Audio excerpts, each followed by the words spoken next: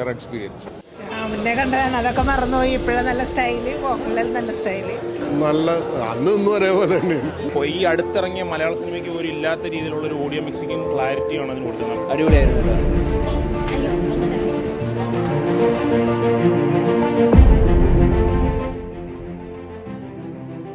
മുന്നേ കണ്ടതാണ്, അതൊക്കെ മറന്നുപോയി. ഇപ്പോഴും നല്ല സ്റ്റൈല്, മോഹൻലാൽ നല്ല സ്റ്റൈല്, എല്ലാവരും നല്ല അടിപൊളിയാണ്. ഞാൻ വരാതിരുന്നതാണ്, വന്നില്ലെങ്കിൽ എനിക്ക് നഷ്ടമായത്. അപ്പോൾ മോഹൻലാൽ നല്ല അടിപൊളി, ജയപ്രദ എൻ്റെ ഇഷ്ടപ്പെട്ട നായികയാണ്. പഴയ ഒരു ഫോർമാറ്റ് അല്ല, എല്ലാം പിക്ചറിലും സൗണ്ടിലൊക്കെ ഭയങ്കര വ്യത്യാസമുണ്ട്. നന്നായിട്ടുണ്ട്, റയർ എക്സ്പീരിയൻസ്. റീ റിലീസിൻ്റെ സമയത്ത് ആ സ്പടിക ഇറങ്ങിയ സമയത്ത് അത് വാണിജ്യപരമായിട്ട് വിജയമായിട്ടുള്ള ഒരു സിനിമയായിരുന്നു. പക്ഷേ ദേവദൂതൻ എന്ന് പറയുന്നത് അക്കാലത്ത് പോലും അധികം ആൾക്കാർ സിനിമ തിയേറ്ററിൽ പോയി കണ്ടിട്ടുണ്ടായിരുന്നില്ല.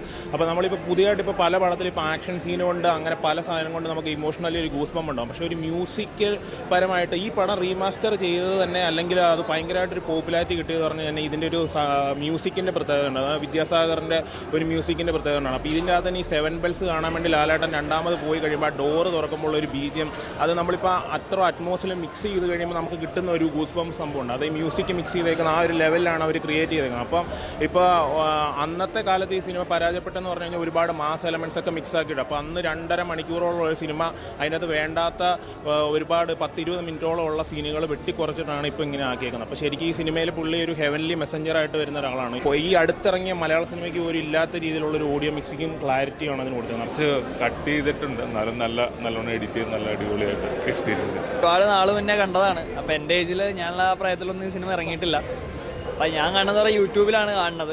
അപ്പോൾ അന്ന് നമുക്ക് ഇതിൻ്റെ കാര്യങ്ങളൊന്നും മനസ്സിലായി. പിന്നെ നമ്മൾ കുറച്ച് ഒരു പ്രായമായി കഴിഞ്ഞ് ആ ഒരു കുറച്ച് അതിൻ്റെ സ്റ്റിൽസൊക്കെ വരുമ്പോഴാണ് നമുക്ക് അതിൻ്റെ ഒരു എന്താ ഇൻട്രസ്റ്റിംഗ് ആണ് പണ്ടത്തെ ലാലേട്ടൻ്റെ അഭിനയം. അപ്പോൾ നമുക്ക് ഇപ്പോൾ ഒരു കാണാനൊരു ചാൻസ് കിട്ടിയപ്പോഴത്തേക്ക് നമ്മൾ വന്നു.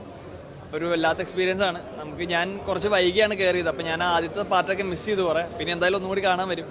അപ്പോൾ ഞാൻ ആ എന്തരമാനും പാട്ടൊക്കെ മിസ്സായെന്ന് വെച്ചാൽ അവസാനം കാണിച്ച്. അപ്പോൾ നമുക്കൊരു പ്രത്യേക എക്സ്പീരിയൻസ് ആണ്. പറയുമ്പോൾ തന്നെ രോമൊക്കെ എനിക്കാണ്. ഒരു പാട്ടും അതിൽ അഭിനയവും ലാലേട്ടൻ്റെ കണ്ണിലാറും. ഇപ്പോൾ നമുക്കറിയാം, ഇപ്പോൾ പ്രായമായതുകൊണ്ട് തന്നെ അദ്ദേഹത്തിന് എക്സ്പ്രഷൻ കാര്യങ്ങളും കുറവാണ്. അപ്പോൾ പണ്ടത്തെ എക്സ്പ്രഷനും കാര്യങ്ങളും ഒരു വല്ലാത്തൊരു ഫീലാണ്. പഴയ സിനിമ ആരും കാണാണ്ടിരിക്കരുത്, എല്ലാവരും വന്ന് കാണുക. എല്ലാവർക്കും ഇഷ്ടപ്പെടുന്ന ഒരു സിനിമയാണ്. കുറേ സീൻസൊക്കെ ട്രിം ചെയ്തതാണ്. നമ്മൾ യൂട്യൂബിൽ കാണുമ്പോൾ നമുക്ക് മനസ്സിലാവും. ശരിക്കുള്ള സിനിമയിൽ നിന്ന് പല സീൻസ് ട്രിം ചെയ്തിട്ടുണ്ട്. പക്ഷെ അത് കുഴപ്പമില്ല. ഒരു തിയേറ്ററിക്കൽ ഇതിലേക്ക് വരുമ്പോഴത്തേക്കും വളരെ നല്ലതാണ്. പക്ഷെ എന്നാലും ഇമ്പോർട്ടൻ്റ് ആയിട്ടുള്ള എല്ലാ സീൻസും കാണിച്ചിട്ടുണ്ട്. ആ ഒരു പണ്ടത്തെ സിനിമയാണ്, അറിയാമല്ലോ. 4Kയിലേക്ക് വരുമ്പോൾ ആ ഒരു പാട്ട് കാര്യങ്ങൾ നമുക്കൊരു ഡിഫറെൻറ്റ് ഫീലാണ്. പഴയ സിനിമ ആരും കാണാണ്ടിരിക്കരുത്, എല്ലാവരും മസ്റ്റായിട്ട് വാച്ച് ചെയ്യുക വന്നിട്ട്. ഇല്ല, ഒന്നും മിസ്സായിട്ടില്ല. അവരെല്ലാം വെച്ചിട്ടുണ്ട്. അതിൻ്റെ പക്ക പണ്ടത്തെ സ്റ്റൈല്, ഡാൻസ് കാര്യങ്ങൾ എല്ലാം നമുക്ക് ശരിക്കും എൻജോയ് ചെയ്യാൻ പറ്റുന്നതാണ്. അത് ഞാൻ വിചാരിച്ച കുറേ ആൾക്കാർക്ക് ഇഷ്ടപ്പെടില്ലെന്നാണ്. കാരണം പഴയ സ്റ്റൈല് ഡാൻസും അഭിനയമൊക്കെയാണ്. പക്ഷെ എന്നാലും എല്ലാവർക്കും ഇഷ്ടപ്പെടുന്ന രീതിക്കാണ് ആൾക്കാർ അഭിനയിച്ചേക്കണതിൻ്റെ കഴിവും കാര്യങ്ങളാണ്. മോഹൻലാലിൽ നിന്ന് മാത്രമല്ല, അതിലുള്ള എല്ലാ ആക്ടേഴ്സും അഭിനയിച്ചേക്കണ കഴിവാണ്, എടുത്ത രീതി എല്ലാം അടിപൊളിയാണ്. അപ്പോൾ എല്ലാവരും ഞാൻ ചെറുപ്പത്തിൽ കണ്ട TV കണ്ടാണ്. സൂപ്പർ. തിയേറ്റർ കണ്ട ഭയങ്കര എക്സ്പ്രഷൻ തോന്നണം. സെറ്റപ്പാണ്. സെറ്റപ്പ് ഒന്നും പറയാനില്ല. ഇനിയും വന്ന് കാണണമെന്നാണ് പറയണത്.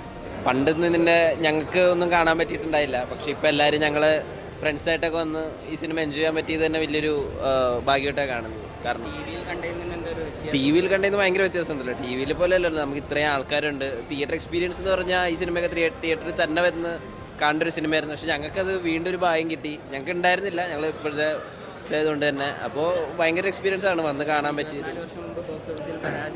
പരാജയപ്പെട്ടതാണ്. അങ്ങനെയാണല്ലോ പല സിനിമകളും, അങ്ങനെയാണല്ലോ പരാജയപ്പെട്ടിട്ട് ഇപ്പോൾ വന്ന് ഇതെന്തായാലും മസ്റ്റ് വാച്ച് എന്ന് തന്നെ ഞാൻ പറയും. ഇപ്പോഴത്തെ ജനറേഷനൊക്കെ കണ്ടിരിക്കണം. 24 വയസ്സെന്ന് പറഞ്ഞാൽ എനിക്ക് അത്ര പോലും പ്രായമായിട്ടില്ല. എന്നാലും എനിക്കൊക്കെ ഇത് ഞങ്ങൾക്ക് എല്ലാവരും കാണാൻ പറ്റിയതിൽ ഭയങ്കര സന്തോഷമുണ്ട്.